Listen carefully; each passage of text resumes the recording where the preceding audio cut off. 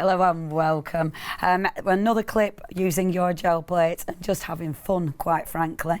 I'm using the smaller gel plate because it's easy, and I'm using my mega mount, which is getting dirtier and dirtier as our clips carry on.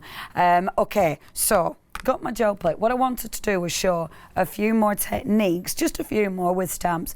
Of course, every time you use your gel plate, you'll think of different techniques. That's the joy of it. There is so much you can do with it. So what I'm going to do, first of all, I thought I'd play with some inks this time. So I'm going to take my Distress Oxides. To be fair, that's a whole new chapter in itself. So we'll definitely do something on that. We could fill all of social media with just gel plate techniques, but let's be good, Leonie, don't get carried away. So all I'm going to do, using my brayer, and I'm actually going to brayer the ink onto the gel plate. I don't always do this, sometimes I like to go direct, but just to give it a really nice soft print. It's funny because it doesn't really look like there's anything there, but nice soft print with that. And I can just pop this on here. Let me show you something as well that's really cool with your Distress Oxide. Watch this. I'm going off on a tangent. So with your Distress Oxide, watch. If I do that, there's nothing there, is there? But if I spritz onto my paper, just lightly, and then do this, look at that. Because it's Distress Oxide, what I'm doing is lifting that off, and look at that print. Isn't that pretty? Now, when you think about it, that doesn't look like there's anything on that, but I know I've put ink on there. When I actually add water to it, I know it's going to move. So just really plain and simple. First of all, let's take our Distress Oxides and let's actually start adding a little bit of colour. So first of all, we're going to use our Distress Oxide. So I've got the pink underneath, but I'm going to use the Distress Oxide to actually stencil through. So let's mix it up. Let's use your stencils. Let's use your wonderful stamps. So just inking through, and I love it because again, doesn't look like there's anything there. You'll get to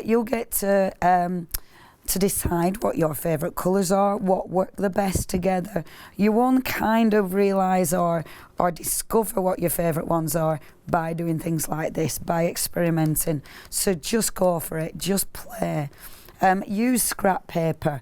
You know, while you're building up your arsenal of techniques, use loads of different scrap paper just to see what you like. Now, again, there doesn't seem to be much on that stencil. When I lift that stencil off, I've inked on this side. To clean the stencil off, I'm going to spritz. Now, this time, I'll spritz on my paper again. Okay.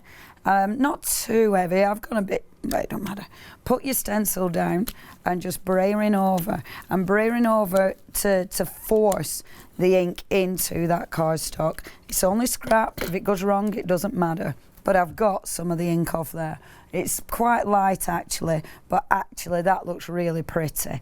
It's cleaning my stencil. Whilst I'm cleaning my stencil, of course, I'm building up a lovely background that you can then work over the top of. Okay, now I'm going to bring my stamps in. So I'm bringing in the stamps that work with that stencil. So it's the ones that are designed that went alongside beautifully. Now, because that's really gentle, when I come in with a different colour over the same colour over the top, it's going to be, because now I'm going to stamp directly on my gel plate, but this will look more striking. So I'm building up my layers, and I'm building up my layers actually on the gel plate.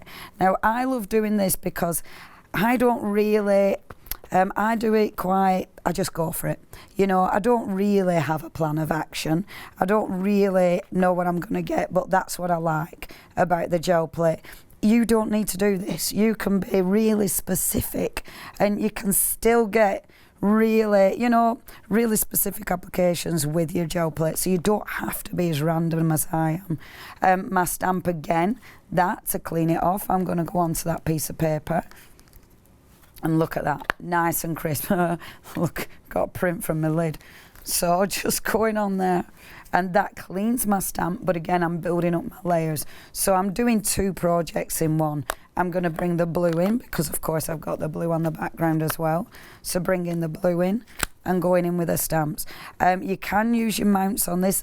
I don't bother because I'm being quick. So I'm just going in and just pressing the stamp down. Move the stamp so it's not going to look exactly the same every time you build that image up. Every time you stamp the image down, sorry. So just spinning it round. I'm over stamping, I'm layering. And again, clean my stamp off onto my scrap card.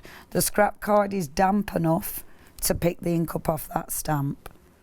And I love that. Of course I do. I think they're all great. And then pick this one up. And doing exactly the same, so I'm going directly into my stamp pad. We normally say don't do this. We normally say take your stamp to the take the ink pad to the stamp. I must admit with Claritystamps, this is something that's really nice about the Claritystamps. Because this is such a thick stamp, when I squidge that in to my ink pad, I'm not, the chances of me getting any ink on those edges are basically none. And not only that, but there isn't really any edge.